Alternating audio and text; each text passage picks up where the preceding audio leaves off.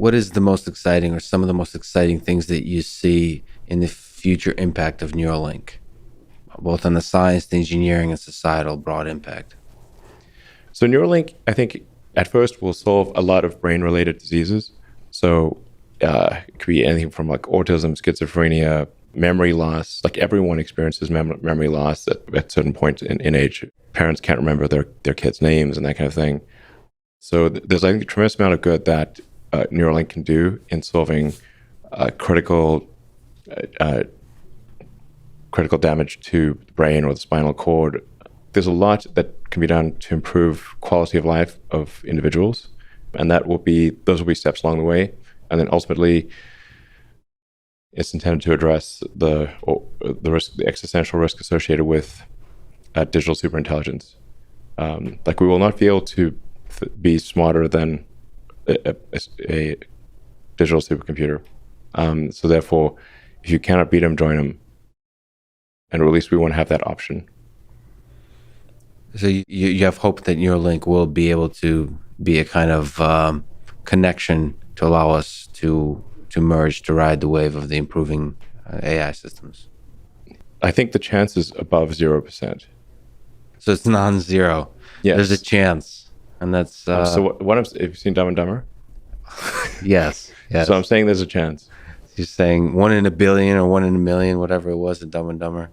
You know, it went from maybe 1 in a million to improving.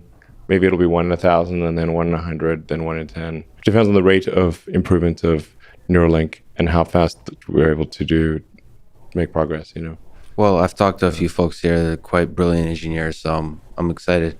Yeah, I think it's like fundamentally good, giving somebody back full motor control after they've had a spinal cord injury, restoring brain functionality after a stroke, solving debilitating genetically oriented brain diseases. These are all incredibly great, I think. And in order to do these, you have to be able to interface with the neurons at a detailed level, and you need to be able to fire the right neurons, read the right neurons, and then effectively you can create a circuit, replace what's broken with silicon, and essentially fill in the missing functionality.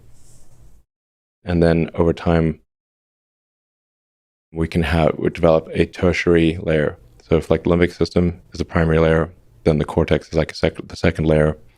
And as I said, obviously the cortex is vastly more intelligent than the limbic system, but people generally like the fact that they have a limbic system and a cortex. I haven't met anyone who wants to delete either one of them. So they're like, okay, I'll keep them both. That's cool. The limbic system's kind of fun. That's where the fun is. Yep, absolutely. And then people generally don't lose the cortex either. Right, so they like having the cortex and the limbic system. Yeah. And then there's a tertiary layer, which will be digital superintelligence. And I think there's room for optimism, given that the cortex, the cortex is very intelligent and the limbic system is not, and yet they work together well.